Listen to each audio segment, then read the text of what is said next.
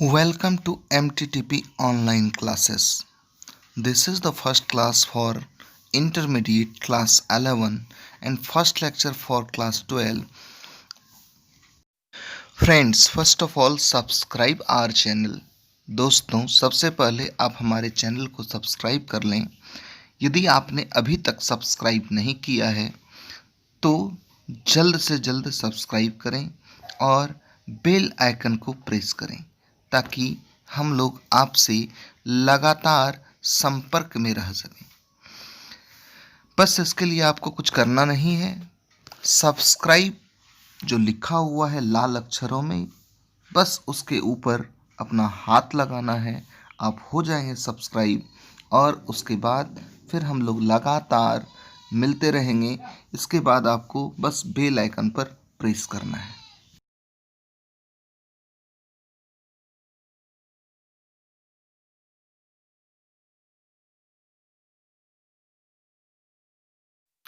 Students, this is a story of English that is in the syllabus of Intermediate Bihar School Examination Board. This book contains 15 marks and this is the first lecture. This is beneficial for class 11 and also for class 12. Dear students, you have to watch this video and after that if you have any query you may connect with me on my WhatsApp number, that is 9006 714833.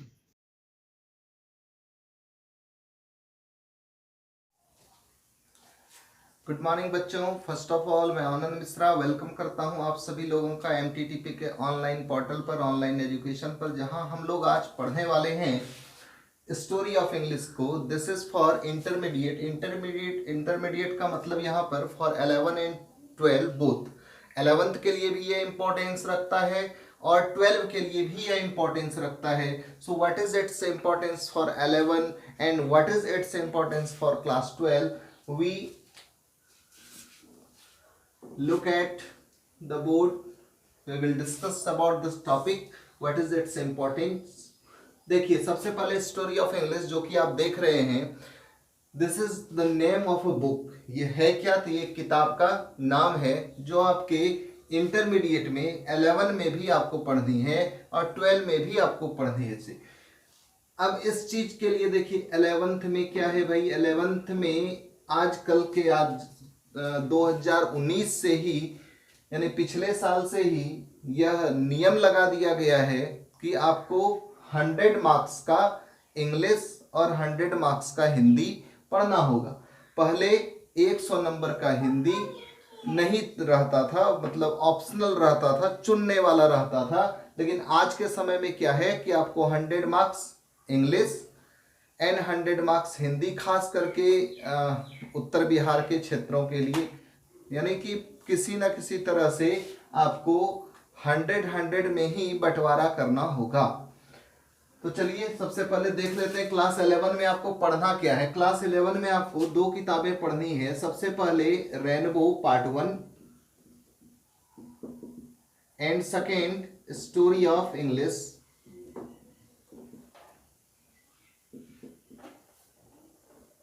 ये आपका 11 में भी चलेगा और यही आपका 12 में भी चलेगा। 11 में भी इसी को पढ़ना है और 12 में भी इसी को पढ़ना है, बट है क्या, इसमें जो चैप्टर्स हैं वो सेपरेट। तो हम लोग आज जिस चैप्टर को पढ़ने वाले हैं स्टोरी ऑफ इंग्लिश में, इस स्टोरी ऑफ इंग्लिश के चैप्टर का नाम यहां पर है। सबसे पहले देख लीजिए, लिखेंगे हम लोग स्टोरी ऑफ इंग्लिश। इसका पहला चैप्टर है हाउ इंग्लिश बिगेन। ये चैप्टर आपको पढ़ना अनिवार्य है। इसमें यह बताया गया कि अंग्रेजी की शुरुआत कैसे हुई। तो अंग्रेजी की शुरुआत के लिए हम लोग देखिए इस चैप्टर पर लाइन बाय लाइन चलेंगे एंड लाइन बाय लाइन चलने के बाद क्या होगा कि हम लोग देखें कैसे कैसे इसकी शुरुआत हुई। इसको ध्यान से बस आप लोग सुनते जाइए और सुनने के साथ ही आपका ये सब कुछ सॉल्व होता चला जाएगा। सबसे पहले आप चैप्टर का नाम लिख लीजिए। Dear students, you have to learn 2 textbooks of English literature for your intermediate exam. First of all, Rainbow Part 1 for 11 and Part 2 for 12. Story of English for both 11 and 12. That means you have to buy Story of English for both class 11 and class 12, because there is only a single book for class 11 and for class 12. Okay friends, now we discuss on the chapter how English began. First of all, in the first line, the English language is much younger than Sanskrit, Persian, Greek, Latin and other great classical languages of the past. That means कि ये जो English हम लोग पढ़ रहे हैं आज, वह काफ़ी यंगर है। कौन कौन सा लैंग्वेज की तुलना में? तो जैसे आप लोगों ने देखा, ग्रीक है, लैटिन है और भी कई लैंग्वेजेस हैं। तो अब यहाँ देखिए, इंग्लिश के बारे में अगर हम लोग पढ़ेंगे तो सबसे पहले हम लोगों को पढ़ना होगा इंडो यूरोपियन फैमिली के बारे में। What is Indo European family? Actually it is a group of many ancient languages like Persian, Sanskrit, Balto-Slavic, Greek, Latin and Germanic. And now you are looking a language that is Germanic language, and from Germanic language there is a language that is West Germanic, and from West Germanic there is another language that is our world language today, that is English language. So English language की अगर बात करें तो ये कहाँ से निकला? आप देख रहे हैं English from old English from West Germanic, and West Germanic is connected to Germanic, and Germanic is directly connected to Indo European family. तो इंडो यूरोपियन फैमिली से एक जर्मनिक लैंग्वेज निकला है, और जर्मनिक लैंग्वेज से वेस्ट जर्मनिक, और West Germanic से फिर आया है हमारा ओल्ड इंग्लिश। इस दौरान और भी कई और लैंग्वेजेस हैं लाइक लैटिन, ग्रीक, बाल्टो स्लैविक और भी अन्य लैंग्वेजेस थे, जैसे कि हमारा जो संस्कृत है उससे हमारी जो आज की भाषा है, जो हमारे हिंदुस्तान में चलती है, जो हिंदुस्तान की भाषा है हिंदी भाषा, तो वह इस संस्कृत लैंग्वेज से आया हुआ है। तो अगर इन सभी लैंग्वेजेस की तुलना की जाए तो जो हमारा इंग्लिश लैंग्वेज है, that is our world language today, that is very younger. तो पहला क्वेश्चन भी यहाँ से कभी कभी आता है आपका कि सबसे ज़्यादा यंगर लैंग्वेज कौन सा है, तो आप बताएंगे कि English language is younger than other classical languages of the past. अगर यहाँ पर ये भी क्वेश्चन आएगा English language is younger than किससे, क्या है, तो दूसरा भी कोई लैंग्वेज आएगा तो वहाँ भी आप वही बोलेंगे। चलिए अब हम लोग बात करते हैं इस लैंग्वेज की, यानी कि इंडो यूरोपियन फैमिली के जो उससे निकले हुए जो लैंग्वेजेस हैं उन पर। तो इनमें से सबसे ज़्यादा जो पॉपुलर लैंग्वेज था उस समय वह था लैटिन। लैटिन लैंग्वेज जो था वह उस समय का लगभग 6वीं शताब्दी तक यह लैटिन लैंग्वेज जो था यह पूरे वर्ल्ड की भाषा थी। That means it was the world language in our past. तो अब आ जाइए इस पर कि आखिर यह लैंग्वेज आया कैसे। तो इसके लिए हमें समझना होगा सबसे पहले कि आखिर इंग्लिश का इतिहास कैसे शुरू होता है। देखिए, the story of English came from Anglo Saxons and it is connected to Celts. अब देखिए केल्ट्स क्या है, कहीं कहीं इसका सेल्ट भी उच्चारण है। तो केल्ट क्या है, तो ये नेटिव ऑफ ब्रिटेन माने जाते थे, इसलिए इन्हें ब्रिटन्स भी कहा जाता था। तो केल्ट पर लगभग 43 ईस्वी के आसपास केल्ट पर आक्रमण हो रहा था। वहीं के एक जंगली कुछ आदिवासी थे, जंगली एक समुदाय था जिसका नाम था पिक्ट, जो काफ़ी ताकतवर था। वह आक्रमण कर रहा था बार बार किस पर, तो केल्ट पर। तो केल्ट ने सोचा कि क्यों ना मैं किसी की सहायता ले लूं। तो उसने उस समय रोम साम्राज्य के जो शासक थे रोमन से, उनसे सहायता मांगी। रोमन्स ने हंसी खुशी सहायता भी दी। लेकिन जब रोमन्स आए यहाँ पर, यानी ब्रिटेन्स आए, ब्रिटेन्स का जो लैंड था वो ब्रिटेन था, और ब्रिटेन्स किसको कहा जाता है, तो केल्ट को कहते हैं।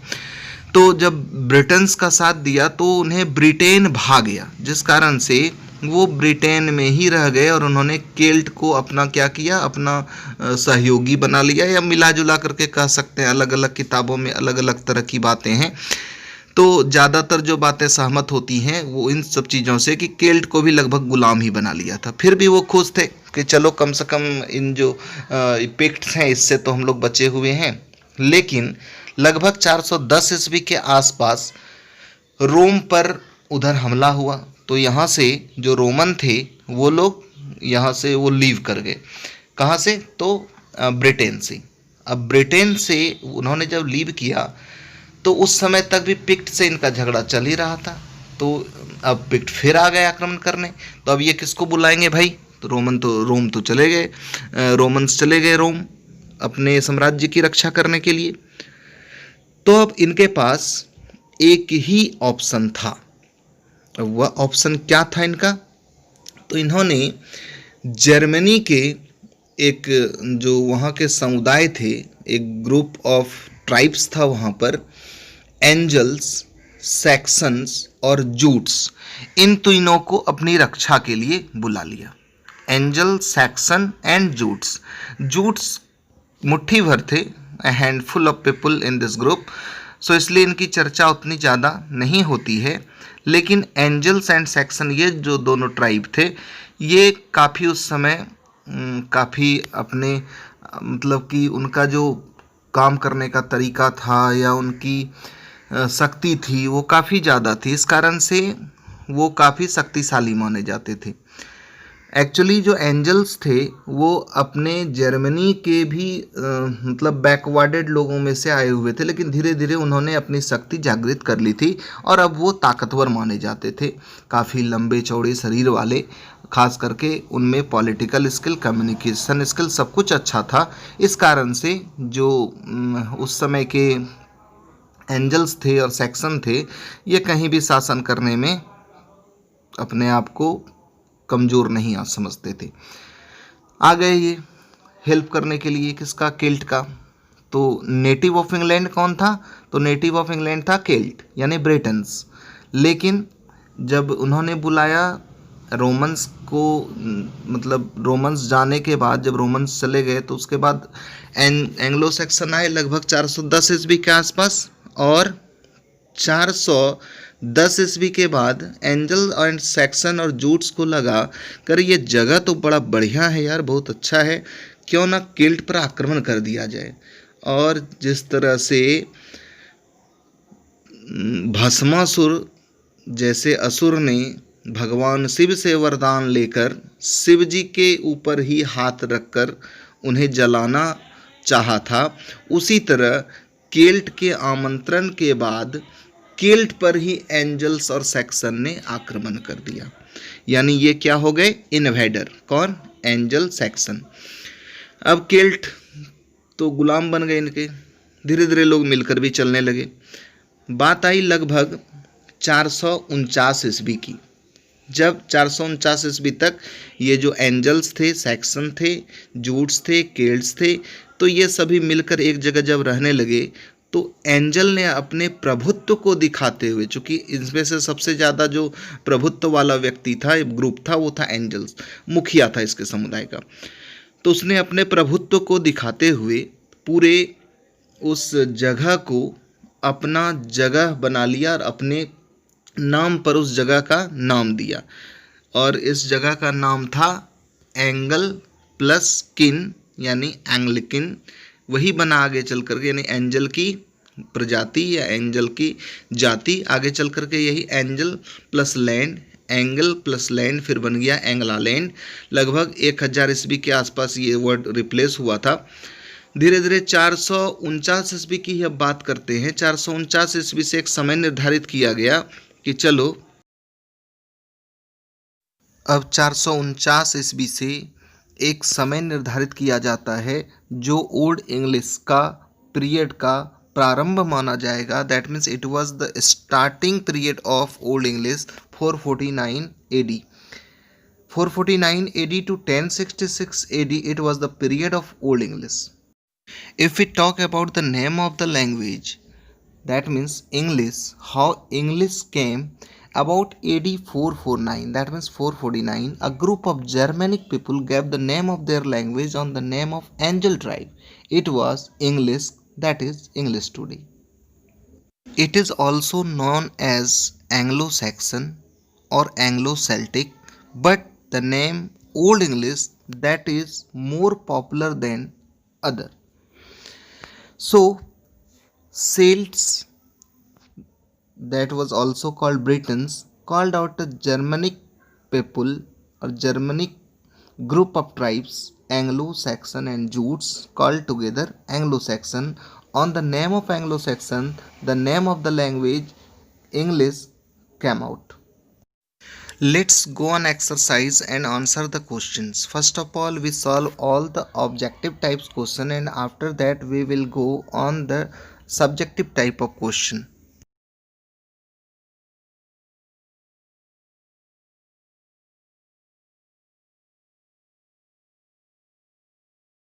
Before going to exercise, let's read the last page of this chapter. The Germanic invaders were called Saxons by the natives of England. यानी जो नेटिव्स ऑफ इंग्लैंड थे उनके द्वारा जर्मनिक इन्वेडर क्या कहलाए, सैक्सन कहलाए। तो इस पेज को आप पूरा पढ़ लीजिए, इसकी चर्चा हम लोग पहले कर भी चुके हैं। और अगर आपको लगे कि चलिए इसके बाद और कुछ होना चाहिए था, उसका आंसर मुझे नहीं मिल रहा है, तो आप मुझसे पूछ सकते हैं मेरे व्हाट्सएप नंबर पर। और साथ ही साथ बच्चों, इसके हर एक पॉइंट को एक ऑब्जेक्टिव के रूप में देखिए आप।